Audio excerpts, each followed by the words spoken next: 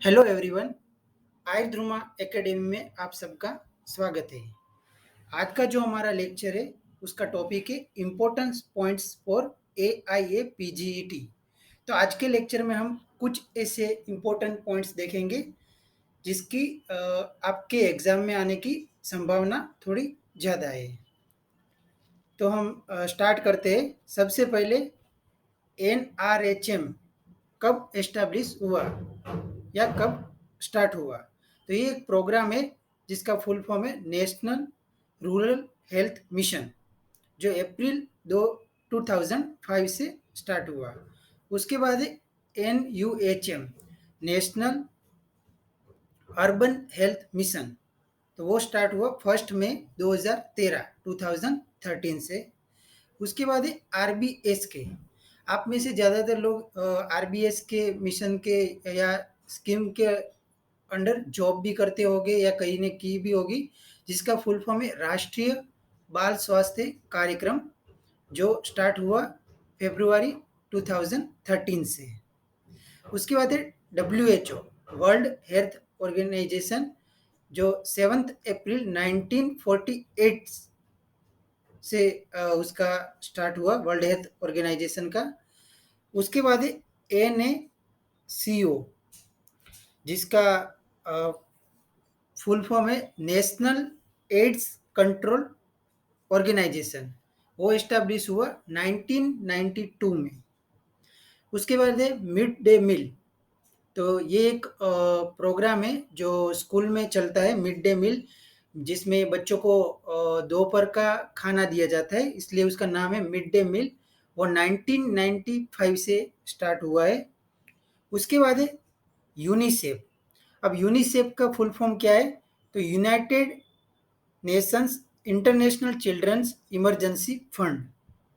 तो इसको आप कहीं पे लिख लेना, United Nations International Children's Emergency Fund. वो कब हुआ स्टार्ट? 11 दिसंबर 1946। यूनिसेफ की स्थापना है 11 दिसंबर 1946। उसके बाद है आशा। तो ये आशा जो है वो हेल्थ वर्कर होती है, जो PHC और जो रूरल हेल्थ जो सेंटर होते हैं और अर्बन हेल्थ सेंटर होते हैं वहाँ पे काम करती है। तो पर 1000 पॉपुलेशन पे एक आशा वर्कर होती है, और ये आशा वर्कर का फुल फॉर्म है एक्रीडेटेड सोशल हेल्थ एक्टिविटीज़। तो ये उसका फुल फॉर्म याद रखना, और पर 1000 पॉपुलेशन में एक आशा वर्कर होती है। उसके बाद है फादर ऑफ पब्लिक हेल्थ। तो कोलेरा को फादर ऑफ पब्लिक हेल्थ कहा जाता है। नेक्स्ट है first modern medical college started in India 1835 को। 1835 के साल में इंडिया में फर्स्ट मेडिकल कॉलेज स्टार्ट हुई थी। उसके बाद इंडियन मेडिकल एक्ट कब आया? तो 1939 को। उसके बाद कुछ कमेटियाँ दी है हमारे आयुर्वेद और मॉडर्न के रिलेटेड। तो भोर कमेटी कब गठित हुई? तो 1945 को, 1945 में। चोपड़ा कमेटी 19 दिसंबर 1946 को, मीन्स 19 दिसंबर 1946 में 46 में। पंडित कमेटी गठित हुई 1949 को। दवे कमेटी गठित हुई 1955 को। उडुपू कमेटी गठित हुई 1958 को। व्यास कमेटी गठित हुई 1962। तो ये आप कमेटी के नाम और उसके जो यहाँ पे ईयर दिए है कब से स्टार्ट हुई, तो वो आपको याद रखना है। इसमें से एक क्वेश्चन आ सकता है। उसके बाद नेक्स्ट है रेस्पेरिन डिस्कवर्ड कब हुआ? 1952 में। किस में से? तो सर्पगंधा, जो हमारी सर्पगंधा है उसमें से रेस्पेरिन जो एक केमिकल है वो डिस्कवर्ड हुआ। और उसकी इफेक्ट क्या है? तो EPS, ब्रेडिकार्डिया और सुसाइडल टेंडेंसी, ये तीन चीज़ रेस्पेरिन को लेने से होती है। उसके बाद फर्स्ट रिसर्च सेंटर इन आयुर्वेदा, इसको ट्रिपल स्टार कर लेता। फर्स्ट रिसर्च सेंटर इन आयुर्वेदा जामनगर में बना 1952 को। उसके बाद है CCIM एक्ट। तो CCIM एक्ट 1970 1970 को आया। CCIM एस्टैब्लिश कब हुआ? तो 1971 को। इसका फुल फॉर्म है central commission of Indian medicine, sorry central council of Indian medicine इसका फुल फॉर्म है, और 1971 को ये बना। उसके बाद है CCRS एस्टैब्लिश कब हुआ? तो मार्च 1978 को। और ये जो CCRS है उसका जो फुल फॉर्म है central council of research in Ayurveda science. तो CCRS का ये फुल फॉर्म और उसका जो ये ईयर है 1978 वो याद रखना है। MTP एक्ट कब आया? तो 1971 में। एड्स की डिस्कवरी कब हुई? तो 1980 में। First case reported in India in Chennai, HIV का फर्स्ट केस इंडिया में रिपोर्टेड हुआ था चेन्नई में, और वो 1986 में हुआ था। Family planning program started in India 1952, 1952 की साल में फैमिली प्लानिंग प्रोग्राम स्टार्ट हुआ इंडिया में। PNDT act, prenatal diagnostic technique act कब आया? तो 1994 में, 1994 में। और इस एक्ट के अंतर्गत डॉक्टर को सजा का प्रावधान है कि अगर कोई भी डॉक्टर जो प्री नेटल डायग्नोस्टिक टेक्निक होती है USG, उसकी मदद से सेक्स डिटर्मिनेशन करता है तो उसको सजा का प्रावधान किया है इस एक्ट के अंतर्गत। उसके बाद है universal immunization program in India, 19 नवंबर 1985 को स्टार्ट हुआ, dedicated to the memory of Indira Gandhi. तो ये जो यूनिवर्सल इम्यूनाइजेशन प्रोग्राम इंडिया में कब स्टार्ट हुआ? तो 19 नवंबर 1985 में। उसके बाद in May 1974 WHO launched a program EPI। तो 1974 में WHO ने एक प्रोग्राम लॉन्च किया जिसका नाम था EPI, expanded programme of immunization against 6 vaccine. तो वो कौन सी 6 वैक्सीन थी? MTP and DPT, measles, tetanus, polio, diphtheria, pertussis and TB। तो EPI के अंतर्गत ये 6 वैक्सीन आती है, उसके नाम आपको याद रखने हैं।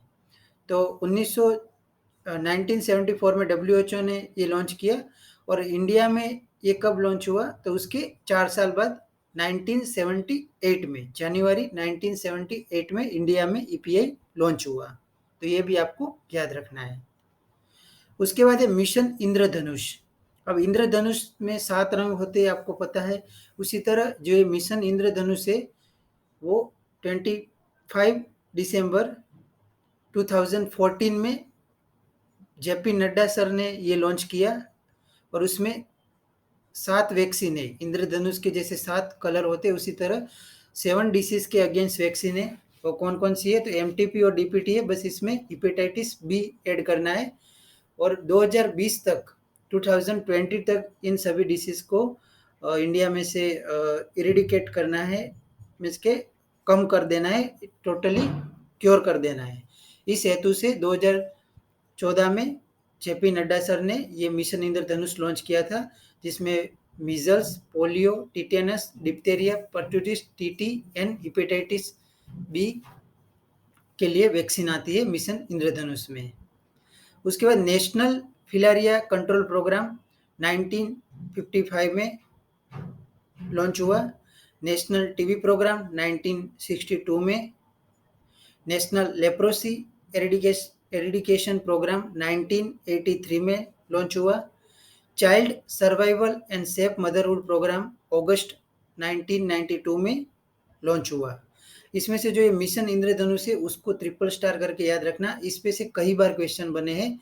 और अभी जो MP की PSC एग्जाम हुई थी आयुर्वेदिक मेडिकल ऑफिस की, उसमें एक क्वेश्चन आया था कि मिशन इंद्रधनुष के अंतर्गत निम्न में से कौन सी वैक्सीन नहीं आती।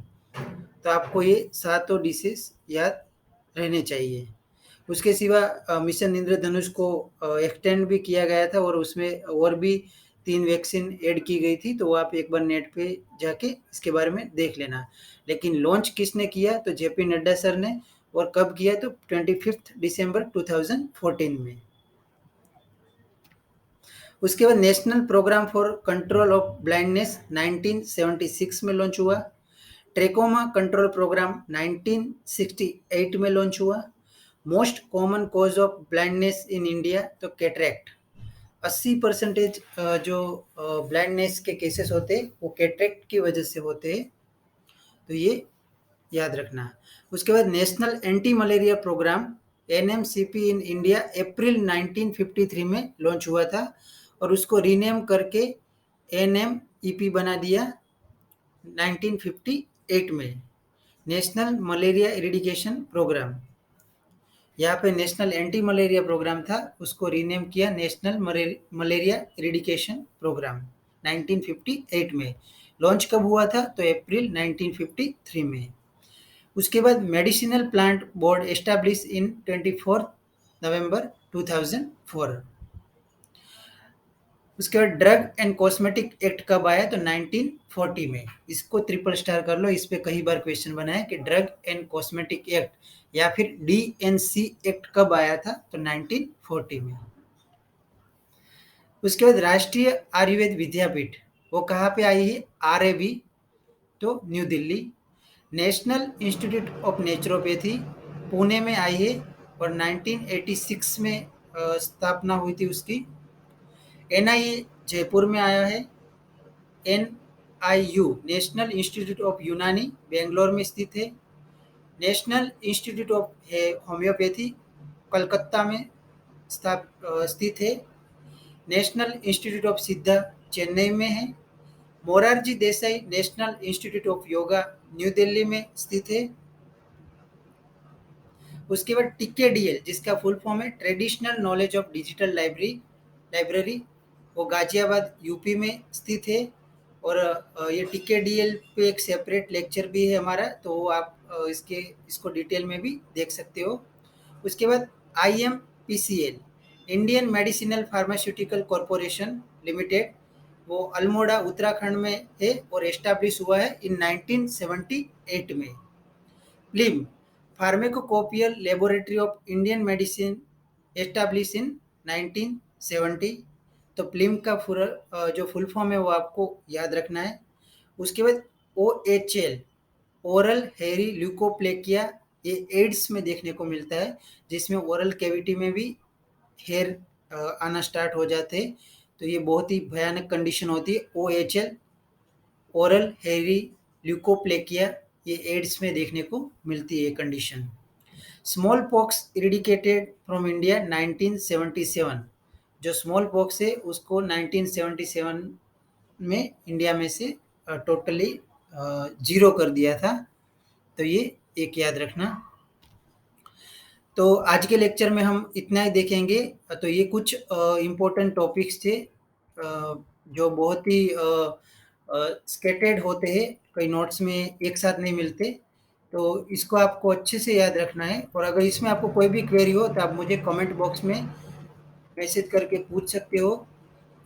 और इसका जो मटेरियल है पीडीएफ फॉर्म में अगर आपको चाहिए तो इस वीडियो के डिस्क्रिप्शन में हमारे टेलीग्राम चैनल का लिंक है, तो वहाँ जाके आप इसको डाउनलोड कर सकते हो। Thank you for listening, have a nice day.